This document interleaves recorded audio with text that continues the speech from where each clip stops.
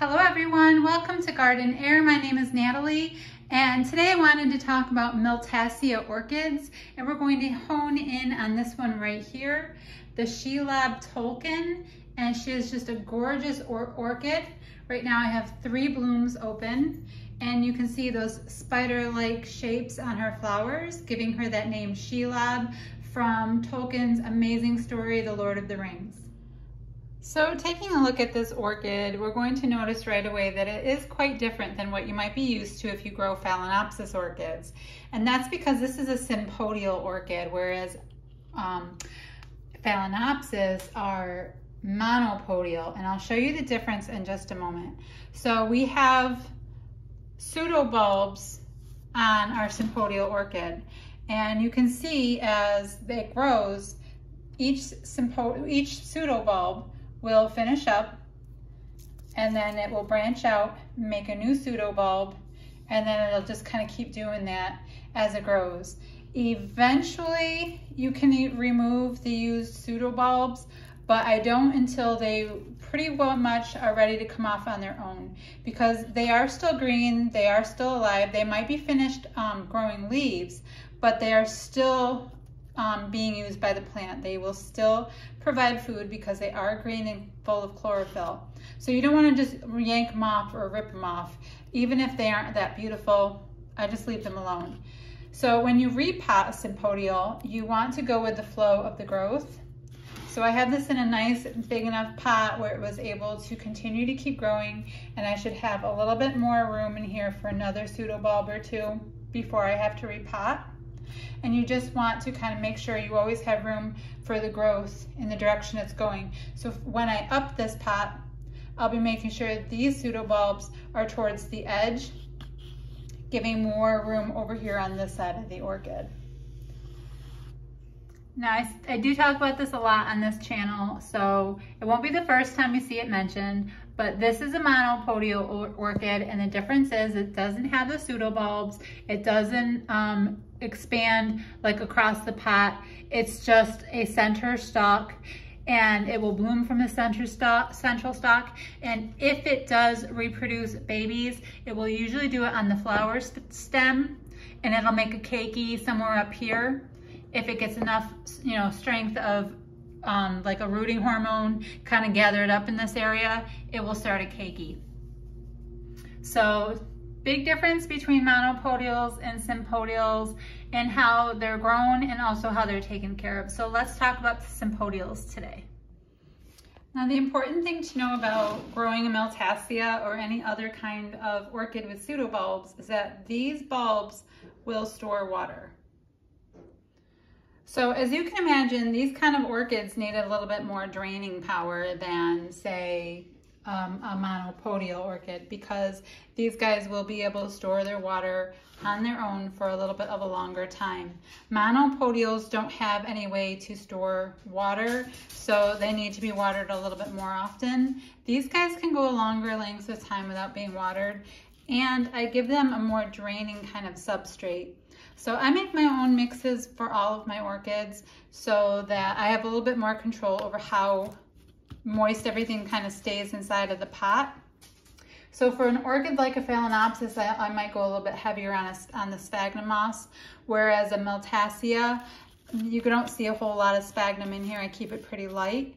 It's very draining. There's a lot of bark in here. There's also some perlite and some clay pebbles and things like that, but it's very draining, and there's just enough, I do like the fir bark because it's rough and it's coarse, and it really gives a nice surface for roots to kind of grab and move and hang on to, and it's thick enough for stability for the orchid. So I only water these guys maybe once every other week, something like that. I don't wait to see shriveling. You don't want to wait to see your orchid shrivel or flop over before you water it again. You're really getting it to a point where it's incredibly thirsty, and no one likes to wait until they feel like they're dying of thirst before they get a drink of water. So don't wait for your bulbs to shrivel or your leaves to get soft and wilty before you water your orchids. the best thing to do is just, you know, water when it gets a little dried out. Feel down in here. If you feel any moisture, especially still near where the roots are and where the base of the bulbs are, if it's still wet in there, you don't have to water it. Let it dry out. Let it get really nice and dry. Once it feels like it's pretty much completely dry, and you can even get good at feeling the weight of your plant versus when it's still wet or versus when it's dry, you'll be able to get that feel of when it's time to water it.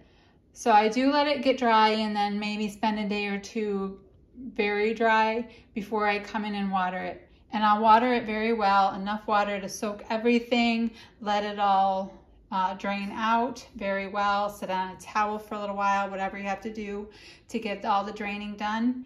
And then I put it back. And you don't have to really worry too much about water sitting on these guys. You don't want water like collecting in all the folds. That's usually a disaster for orchids to have wet spots or water sitting down in here and collecting in the folds of the plant, especially if it's sitting in a room with poor circulation. Circulation is a must. I keep a fan going in this room a lot, especially on the days that I water my orchids. I automatically turn a fan on and make sure that folds and little crevices do not have water sitting in there and collecting. And that is because if it sits there for too long, it's going to cause rot.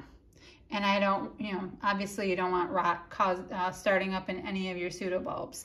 So be aware of water sitting around in the leaves and be aware of good circulation. You need good airflow for orchids. They really appreciate it. Sunlight for this guy is pretty medium.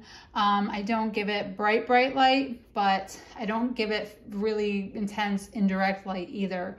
I have it in my sunroom on the opposite side of where most of my light is. So most of my light comes from this side, and I have windows up here and a window up there. So my Miltassia sits way over here. This is a west side facing window, and she sits somewhere over here. She's kind of shaded by the other plants. She gets a lot of light coming down this way in the afternoon, but it's nothing direct. It's nothing that's going to burn or cause any problems on the foliage, and that seems to be working the best for her. So good sunlight, just not bright, intense, hot sunlight is very needed. So I feed my orchids about once a month, and this guy gets fed a good orchid fertilizer. I buy it from Hosserman's Orchids here in Chicago. It's a liquid that I can just put a few drops into the water, you know, into like a gallon of water, and then I just feed, and it feeds them really well. About, like I said, about once a month. Sometimes I give them a little bit of fish emulsion. It's also called fish fertilizer with the orchid food. And that's also maybe like once a month as well, sometimes even less. So I do feed them. They do need their nutrients just like any other plant, especially if you want them to bloom well. So that's really it on the Miltassia Orchid today. She is a stunner. She's very easy to take care of, in my opinion. She grows kind of slowly, really. She's not a fast grower, but she's a strong grower. She has a lot of sturdy growth to her. She's nice and green, very upright, hardy orchid. I've just never had a problem with this orchid, and it blooms pretty consistently each year, especially if I do remember to feed it well. And just, you know, take care of that feeding. Don't neglect it. And a lot of people I know, they don't feed their orchids. And I find with these guys, it's very important. In some coming videos for orchids, I will show you how I make my orchid substrate, what I do for each orchid, and we will talk more about different kinds of orchids and get more into the Phalaenopsis and anything else that you want to talk about. I don't grow every type of orchid, but I do a lot of Cattleyas, Phalaenopsis, Miltassias, Brassicas, things like that. So if you have any questions about orchids, feel free to reach out. If it's an orchid I grow, I will help you out or do a video. But if it's not an orchid that I'm familiar with, I'll just let you know and hopefully direct you to somebody who can help you. So I hope you guys have a wonderful day. Thanks for watching, And definitely give the Miltassia orchids a try. I think they're very easy and just absolutely wonderful to have in your collection. Take care, guys. Bye.